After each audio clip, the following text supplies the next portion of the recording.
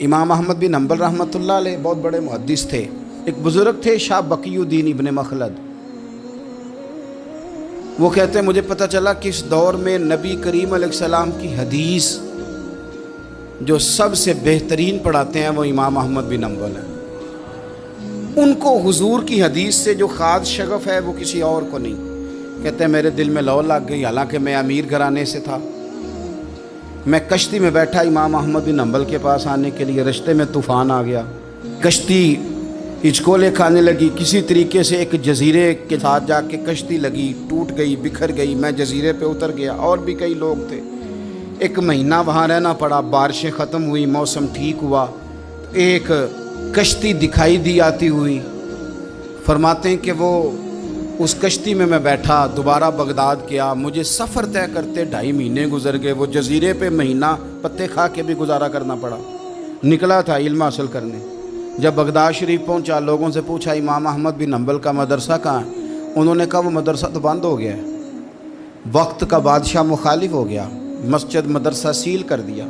امام صاحب کہاں ہیں؟ کہا گھر کے اندر قید ہیں. ان کے گھر کو سب جیل بنا دیا، چاروں جانب پولیس کھڑی ہے. اور ویسے بھی بغداد میں کرفیو ہے، ہر چوک چوراہے میں پولیس والے کھڑے ہیں. شاہ بقی الدین کہتے ہیں اتنا کچھ سننے کے باوجود بھی میرا جذبہ ٹھنڈا نہیں ہوا. وہ مہینے میں سفر کی صحبتیں گو سنا تھا کہ آستانہ یار دور ہے، پر ہم نے بھی ٹھان لی تھی کہ جانا. گو سنا تھا کہ آستانہ یار دور ہے، پر ہم نے یہ ٹھان لی تھی کہ جانا ضرور ہے. کہتے ہیں پہنچ گئے. اب پتہ چلا کہ کرفیو ہے، سڑکوں پہ پولیس کھڑی ہے، گلیوں میں چوکوں چوراہوں میں پہرے ہیں. امام صاحب تک تو جا کوئی نہیں سکتا. کہتے ہیں میں نے ایک شخص کی منت کی، میں نے کہا کسی طریقے گاڑی بتا.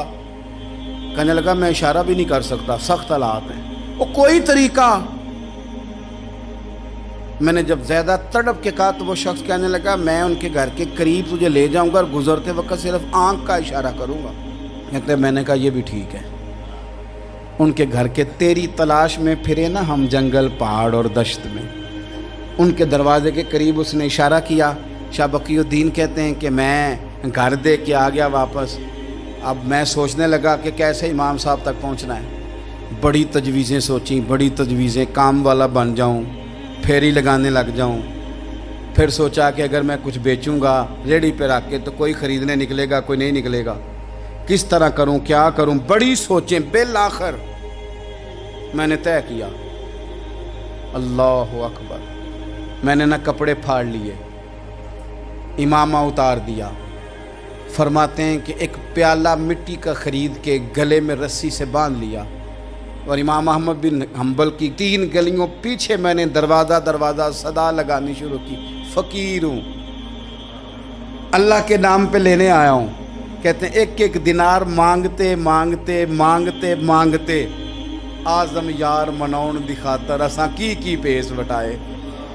کہتے ہیں مانگتے مانگتے نا میں امام احمد بن حنبل کے دروازے تک آیا. امیر گھر کا بچہ تھا، بڑے پیسے جیب میں ہوتے تھے. امام کے دروازے پہ صدا لگائی کوئی ہے اللہ کے نام پہ دینے والا؟ کہتے ہیں وہ نور بھرا دروازہ کھلا. ایک گورے مکھڑے والا، سفید داڑھی والا، سونے امامے والا، چمکدار آنکھیں، نورانی شباہت. کہتے امام احمد بن حنبل باہر آئے اور جیسے 1 دینار میرے پیالے میں ڈالنے لگے تو میں نے ہاتھ چوم کے کہا سونیا تیرے قربان جاؤں، میں دینار لینے نہیں آیا، محمد عربی کی حدیثیں سننے آیا ہوں. کہتے امام کی بھی آنکھیں کھل گئیں. کہنے لگے اس حال میں آزم یار منون دی خاطر اساں کی پیس وٹائے. کہ حضور کیا کرتا، یہی ایک طریقہ رہ گیا تھا. میں تو کہاں سے چلا ہوں، کہاں پہنچا ہوں، کیا کروں. امام صاحب فرمانے لگے پھر میں بھی بڑے دنوں سے پریشان تھا، کوئی سیکھنے والا نہیں مل رہا تھا، تو مل گیا. کہنے لگا حضور میں روز آ جاؤں فقیر بن کے، آپ جتنا چاہیں 2 4 5 منٹ میں مجھے حدیثیں سنا دیں، میں اگلے دن یاد کر آیا کروں. کہتے 2 سال لگ گئے. شاگرد کہاں ملیں گے ایسے، کہاں مرید ملیں گے، گزر گیا دور.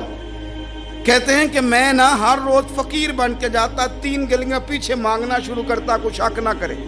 2 سال دروازے پہ جاتا، آگے پیالہ کرتا، امام 1 دینار ڈالتے اور مصطفیٰ کی حدیثیں سناتے. کہتے ہیں حالات بدل گئے.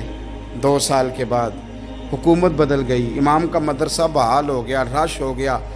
बादशाह बड़ा अकीदतमंद था, जो नया आया उसने बड़ा करके इदारा बना के दिया। जिस दिन मैं गया तो रश लगा हुआ था। कहते हालात बदले तो हमने भी कपड़े बदले, हमने भी कपड़े बदले, हमने भी दोबारा से दस्तार बांधी। और कहते हैं बड़े लोग बैठे हुए थे, मैं जब दाखिल हुआ ना तो इमाम उठ के खड़े हुए। आप फरमाने लगे पुत्र इधर आ, तू आगे आके बैठ।